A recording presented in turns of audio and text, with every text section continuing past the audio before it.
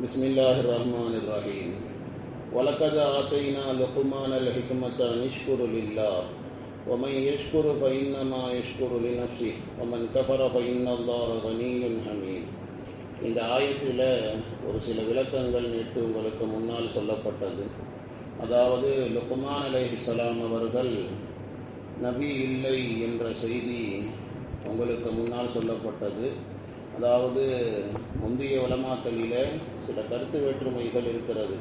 லுக்மான் அலைஹிஸ்ஸலாம் அவர்கள் நபியா நபி இல்லையா என்ற விஷயத்தில் அதிகமான உலமா பெருமக்கள் ஹஜ்ரத் லுக்மானுல் ஹக்கீம் அலைஹிஸ்ஸலாம் அவர்களை நபி இல்லை என்பதாகத்தான் சொல்லுகிறார்கள். ஆனால் இக்ரிமா ரலியல்லாஹு அன்ஹு அவர்கள் ஒரு அறிவிப்பிலே சொல்லுகிற போது லுக்மானுல் ஹக்கீம் அவர்களை நபி என்று அவர்கள் சொல்லுகிறார்கள்.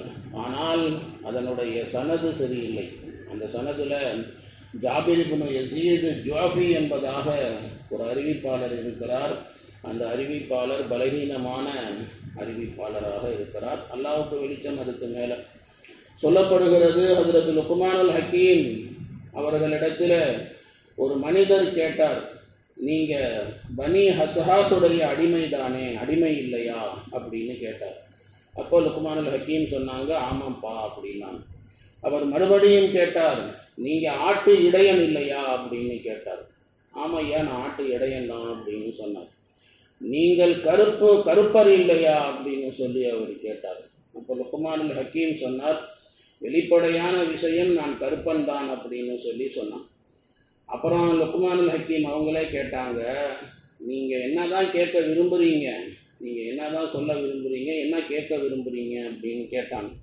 அப்போ அந்த மனிதர் கேட்டார், உங்களுடைய சபைகளிலே மக்கள் எப்பயுமே நிரம்பி இருக்கிறார்கள். உங்களுடைய வாசலை தேடி மக்கள் வந்த வண்ணமாகவும் போன வண்ணமாகவும் இருக்கிறார்கள். உங்களுடைய பேச்சுக்களை மக்கள் ஆர்வமாக கேட்கிறார்கள். தாங்களே சொல்லுங்கள், எதனால் உங்களுக்கு இந்த அந்தஸ்து, எதனால் உங்களுக்கு இந்த கௌரவம் அப்படி சொல்லி அவர் கேட்டார். அப்போ லுக்மானுல் ஹக்கீம் அவர்கள் சொன்னார்கள், கேளுங்க என்னுடைய சகோதரரே, நான் உங்களுக்கு சொல்ல போகிற விஷயம் அதன்படிக்கு நீங்கள் அமல் செய்தீர்களேயானால் எதை அல்லாஹ் எனக்கு கொடுத்தானோ அதை அல்லாஹ் உங்களுக்கும் அல்லாஹ் கொடுப்பான். ஒன்றாவது விஷயம், ஹராமான விஷயங்களை கண்களை கொண்டு பார்க்காதே அப்படி சொன்னான். இரண்டாவது விஷயம், நாவை தேவையில்லாத விஷயங்களுக்கு பயன்படுத்தாதே, தேவையில்லாத விஷயங்களை பேசுவதை விட்டும் நாவை தடுத்துக்கொள். மூன்றாவது விஷயம், ஹலாலான உணவையே சாப்பிடு. நாலாவது விஷயமாக சொன்னார்கள், மர்மஸ்தானத்தை பாதுகாத்துக்கொள்.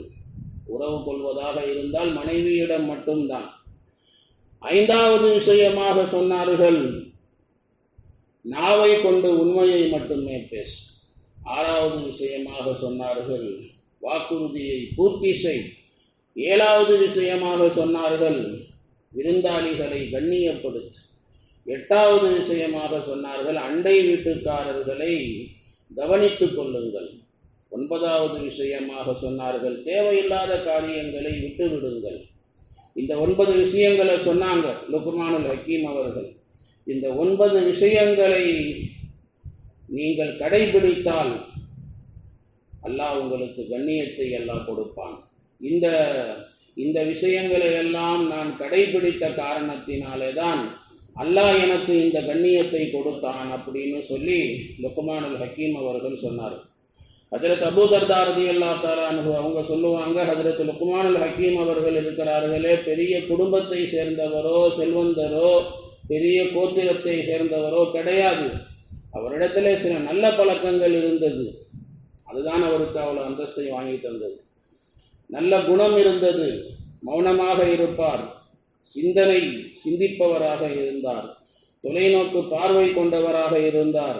பகல் நேரத்தில் தூங்க மாட்டார். அதே மாதிரி மக்களுக்கு முன்னால் துப்ப மாட்டார். மக்கள்லாம் உட்கார்ந்துக்கிட்டு இருக்கும்போது தூணு சொல்லி துப்புறாங்கல்ல, அந்த மாதிரி துப்ப மாட்டார். அதே மாதிரி மலம் ஜலம் கழிக்கின்ற போது குளிக்கின்ற போது அவர் யாரிடத்திலையும் பேச மாட்டார். டாய்லெட்டில் இருக்கும்போது பாத்ரூமில் இருக்கும்போது ஃபோன் அடித்தா இப்போ பேசுகிறாங்க சில பேர், அந்த மாதிரியெல்லாம் பழக்கங்கள் கிடையாது. யாரிடத்திலையும் பேச மாட்டார். மலன் ஜலம் கழிக்கின்ற போது, குளிக்கின்ற போது தேவையில்லாத விஷயங்களை விட்டும் அவர் தூரமாக இருப்பார். சிரிக்க மாட்டார் அதிகமாக. அதனால் அவர் பேசுகின்ற வார்த்தைகளிலே அல்லாஹ் தஆலா ஹிக்மத் என்ற ஞானத்தை அல்லாஹ் போட்டான். அவருடைய வார்த்தைகளிலே ஹிக்மத் இருக்கும், ஞானங்கள் இருக்கும். அவருடைய பிள்ளைகள் மௌத்தானது போது கூட அவர் அழுக கிடையாது. அவர் அரசர்களுடைய சபைகளுக்கும் தலைவர்களுடைய சபைகளுக்கும் எதற்கு போவார் அப்படின்னா, சிந்திப்பதற்கும் படிப்பினைகள் பெறுவதற்கும் போவார். இந்த விஷயங்களின் காரணத்தினால தான் அல்லாஹ் தஆலா அவருக்கு அந்த உயர்வை அல்லாஹ் கொடுத்தார். ஹஜ்ரத் கதாதா ரலியல்லாஹு தஆலா அன்ஹு அவர்கள் ஒரு ஆச்சரியமான அசர் ஒன்று கொண்டு வந்திருக்கிறார்கள். அதில் அவர்கள் சொல்லுகிறார்கள், லுக்மானுல் ஹக்கீம் அவர்களுக்கு அல்லாஹ் தஆலா ஹிக்மத்தையும் கொடுத்து, நபித்துவத்தையும் நுபுவத்தையும் அல்லாஹ் கொடுத்து, ஏதாவது ஒன்றை தேர்ந்தெடுங்கள் அப்படின்னு அல்லாஹ் சொன்னான். அப்போ லுக்மானுல் ஹக்கீம் அவர்கள் ஹிக்மத் என்ற ஞானத்தை தேர்ந்தெடுத்தார்கள். இரவோடு இரவாக அல்லாஹ் அவருக்கு ஞானத்தை வழங்கினான். நாடி நரும்பெல்லாம் அவருக்கு ஞானம் நிரப்பப்பட்டது. பகல் விடிந்தவுடன் அவருடைய வார்த்தைகளும் குணங்களும் ஞானங்கள் நிறைந்ததாக மாறிவிட்டது. லுக்மானுல் ஹக்கீம் அவர்களிடத்தில் கேட்கப்பட்டதான், என்னங்க நபித்துவத்தை நீங்கள் ஏற்றுக்காம ஹிக்மத் என்ற ஞானத்தை நீங்கள் ஏற்றுக்கொண்டீர்களே, ஏன் அப்படின்னு கேட்கப்போது. அப்போ லுக்மானுல் ஹக்கீம் அவர்கள் சொன்னார்கள், அல்லாஹ் தஆலா என்னை நபியாக ஆக்கி இருந்தான் அப்படின்னு சொன்னால், அல்லாஹ் எந்த வேலையை எனக்கு கொடுத்தானோ அதை நான் செஞ்சிருப்பேன். ஆனால் அல்லாஹ் எனக்கு சாய்ஸ் கொடுத்தான், நபித்துவம் வேண்டுமா ஹிக்மத்து வேண்டுமா, நபியாகிறீங்களா இல்லை நீங்கள் ஹிக்மத் என்ற ஞானம் வேண்டுமா அப்படின்னு அல்லாஹ் சாய்ஸ் கொடுத்ததுனால நபித்துவத்தினுடைய அந்த சுமையை என்னால் சுமக்க முடியாதோ என்னமோ அப்படின்னு சொல்லி நான் பயந்தேன். அதனால் நபித்துவத்தை நான் தேர்ந்தெடுக்கவில்லை, ஹிக்மத் என்ற ஞானத்தை நான் தேர்ந்தெடுத்தேன் அப்படி சொல்லி இப்படி அவங்க சொன்னாங்க.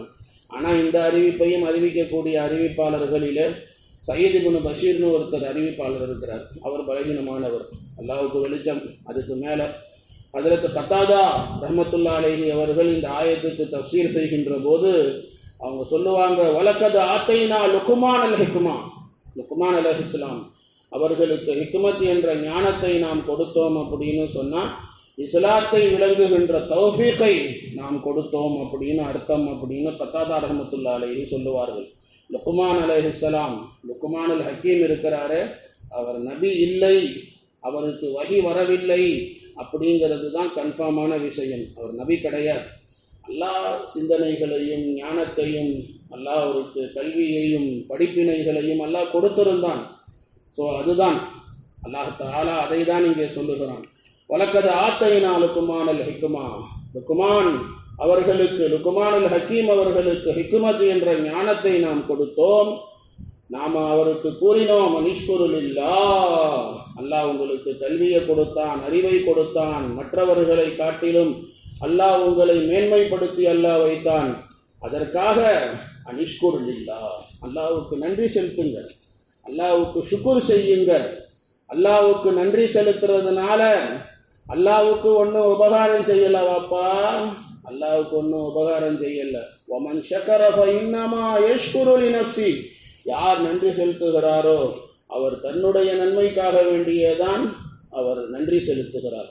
நன்றி செலுத்துறதுனால அல்லாஹ்வுக்கு ஒன்றும் கூட போகிறது கிடையாது, அல்லாஹ்வுக்கு ஒன்றும் ஜாஸ்தி ஆகிடுறது கிடையாது. நன்றி செலுத்தினா நன்றி செலுத்துறவனுக்கு தான் நல்லது.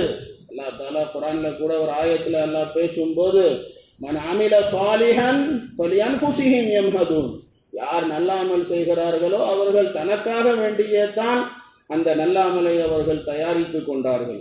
அல்லாஹ்வுக்கு என்னங்க கிடைக்க போகுது? நம்ம செய்கிற அமல்னால, நம்ம செய்கிற அமல்னால நமக்குத்தான் பிரயோஜனம். நேக்கி வாலே அப்னே லியே ஹி பலா பதா தயார் கர்த்தேன், தனக்காக வேண்டிதான், எல்லாம் தனக்காக வேண்டித்தான் அவங்க செய்கிறாங்க. அல்லாஹ்வுக்கு நன்றி செலுத்துகிறான் அப்படின்னு சொன்னான், தன்னுடைய நன்மைக்காக வேண்டிதான் அவன் தன்னுடைய நன்மைக்காக வேண்டிதான் நன்றி செலுத்துகிறான், அல்லாஹ்வுக்காக கிடையாது. ஒமன் கஃபர, யார் நன்றி கெட்டவனாக இருப்பானோ அல்லாஹ்வுக்கு ஒன்றும் தீங்கு அதனால் ஏற்பட போகிறது இல்லை. நன்றி செலுத்தலையா, செலுத்தாத, யாருக்கு நட்டம், உனக்கு தான் ஏன் நட்டம் அப்படி சொல்லி இப்படி அல்லாஹ் சொல்றான். ஒமன் கஃபரா, யார் நன்றி செலுத்தவில்லையோ, நன்றியை நிராகரிப்பானோ, அதனுடைய நட்டமும் அவனுக்கே தான். அல்லாஹ் இருக்கிறானே, ஃபைன்னல்லாஹ கனி, அல்லாஹ் தேவையற்றவன், எல்லோரும் அவன் பக்கம் தேவை உள்ளவர்கள். அல்லாஹ் தேவையே இல்லாதவனாக இருக்கிறான். உலகத்தில் இருக்கிற எல்லாமே காஃபிரா போயிட்டா கூட அல்லாஹ்வுக்கு ஒன்றும் கெட்டு போயிறது கிடையாது.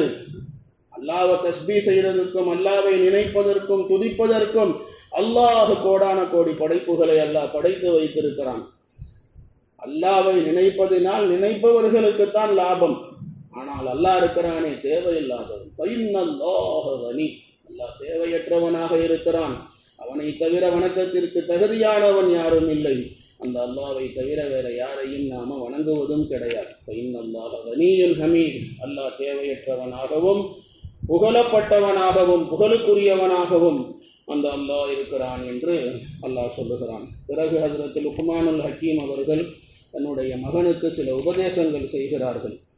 وَإِذْ قَالَ لُقْمَانُ لِابْنِهِ وَهُوَ يَعِظُهُ يَا بُنَيَّ لَا تُشْرِكْ بِاللَّهِ إِنَّ الشِّرْكَ لَظُلْمٌ عَظِيمٌ.